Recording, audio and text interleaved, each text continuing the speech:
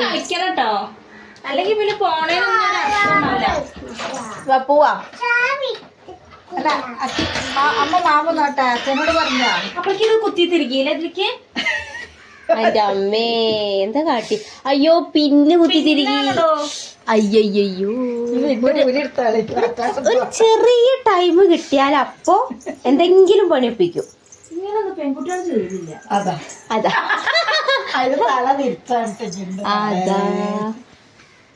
ഇതിനി എങ്ങനെ എടുക്കും?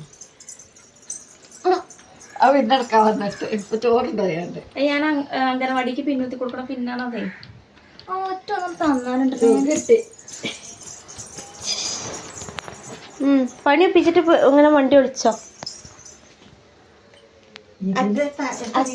അതാ തല ഉള്ളിൽ പെട്ടണോന്നുണ്ട്. ഞാൻ കൂട്ടാനും പറ്റില്ല. അല്ല കൂട്ടിലില്ല കിട്ടി. അതാ പിന്നിന്റെ ഷെയ്പ്പേ പോയി. അതിപ്പോ കിട്ടണമെങ്കിൽ ഓളെ മേത്തന്നെ കുത്തട്ടെ. ഓളെ മേത്താ കുത്ത.